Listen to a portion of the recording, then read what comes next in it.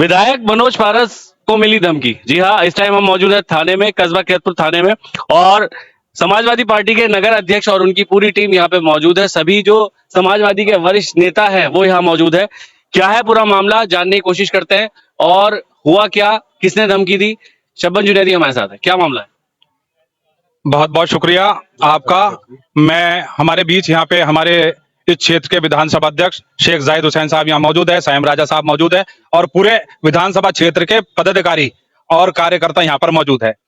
ये ज्ञापन देने का मकसद हमारा, हमारे माननीय मनोज पारस विधायक नगीना पूर्व मंत्री को एक अभियुक्त जो बदमाश है, वांछित है, और उस पर तरह तरह के कई मुकदमे पहले भी है, उसने एक धमकी दी है। इस संबंध में हम माननीय राज्यपाल को एक ज्ञापन देने थाने में आए हैं, जिसकी रिपोर्ट यह है। सेवा में महामहिम राज्यपाल महोदय, उत्तर प्रदेश राज्य भवन लखनऊ माध्यम से श्रीमान थाना प्रभारी महोदय, थाना किरतपुर, जनपद बिजनौर महोदय, सादर अवगत कराना है कि हम सभी समाजवादी पार्टी बिजनौर के कार्यकर्ता आपसे यह मांग करते हैं कि हमारी पार्टी के विधानसभा क्षेत्र नगीना के विधायक एवं पूर्व मंत्री श्री मनोज कुमार पारस जी तथा उनके भाई धर्मेंद्र कुमार पारस को फोन पर जाति सूचक शब्दों का प्रयोग करते हुए उनका अपमान किया गया तथा उनको जान से मारने की धमकी दी गई।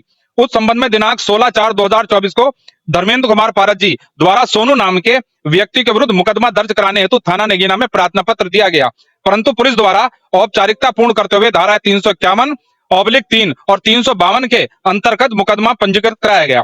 इस संबंध में हमारी आपसे मांग है कि उपरोक्त सोनू नाम के व्यक्ति के विरुद्ध जनपद बिजनौर में कई थानों में कई मुकदमे पंजीकृत है, इसलिए इस संबंध में सोनू के विरुद्ध गैंगस्टर एक्ट तथा जिला बदर की कार्रवाई तथा उपरोक्त धमकी देने के संबंध में कड़ी से कड़ी धाराओं में सख्त से सख्त कानूनी कार्रवाई करते हुए जेल भेजा जाना, कानूनी कार्रवाई करते हुए संबंधित आदेश करने की कृपा करे। अगर कोई कानूनी कार्रवाई नहीं हुई तो समाजवादी पार्टी जनपद बिजनौर में आंदोलन करने पर मजबूर होंगे।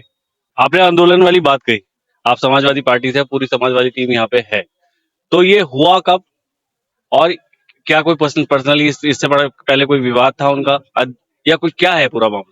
नहीं, लोकप्रियता जब किसी की होती है तो इस तरह के अपवाद आते हैं।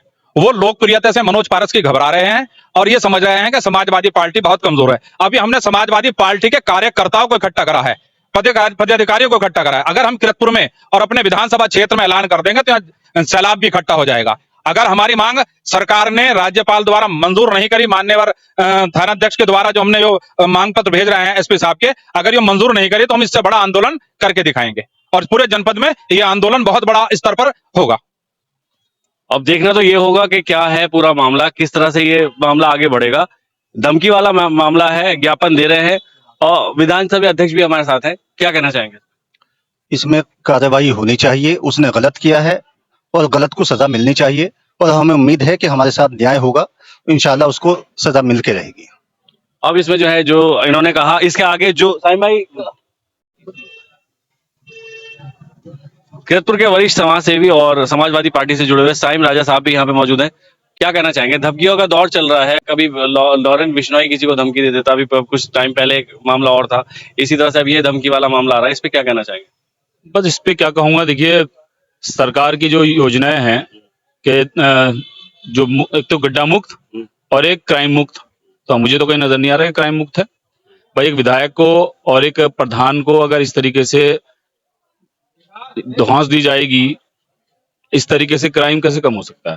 भाई विधायक एक असेंबली के अंदर बैठने वाले हैं और 3 बार के विधायक, पूर्व मंत्री, और इस तरीके से फोन पे वो धमकी दे रहा है उनके परिवार को, और पुलिस जो है 151 में चालान कर रही है, तो ये बड़ी शर्म की बात है।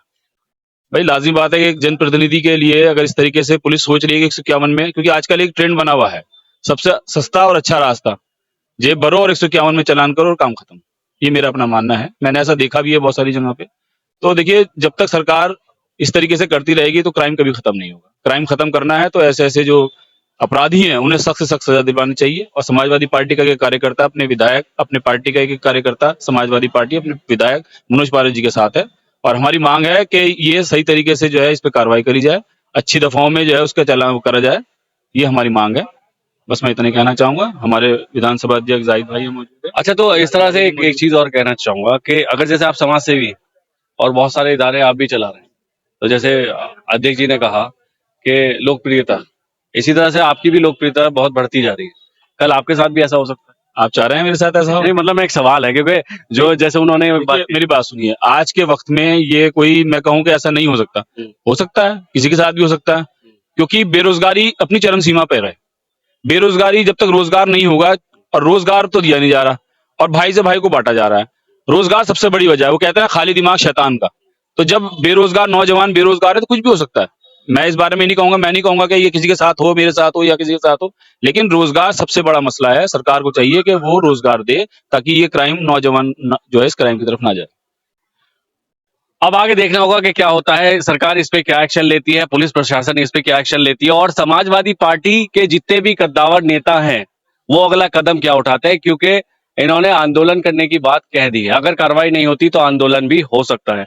तो ये किरतपुर के लिए और किरतपुर क्षेत्र के लिए, नगीना क्षेत्र के लिए बहुत बड़ा मुद्दा है आज का, जिसमें ये चर्चा हो रही है, और इसके आगे की चर्चा क्या रहेगी और इसके बाद क्या कार्रवाई रहेगी वो देखने वाली बात होगी। इस टाइम मैं थाने में मौजूद है और ज्ञापन देने वाली बात हो रही है, तो ज्ञापन दे दिया जाएगा। भंडारी जी भी यहाँ पे हैं, क्या कहना चाहेंगे? देखो, अगर शख्स जिला पंचायत सदस्य। अगर इस तरह से धमकी विधायक जी को दी गई तो आम आदमी का क्या होगा, और अगर इस पर कार्रवाई नहीं हुई अच्छी तरह से तो फिर आंदोलन तो होगा ही होगा, अच्छे ढंग से आंदोलन होगा। तो हमारा तो मानना ये है कि अच्छी से अच्छी कार्रवाई की जाए। आंदोलन तय है। किसान यूनियन को आपने देखा था बहुत टाइम तक आंदोलन करते हुए, और वही अब आगे हो सकता है कि समाजवादी पार्टी भी आंदोलन करे। देखना होगा। मैं मोहम्मद फराज, किरतपुर न्यूज।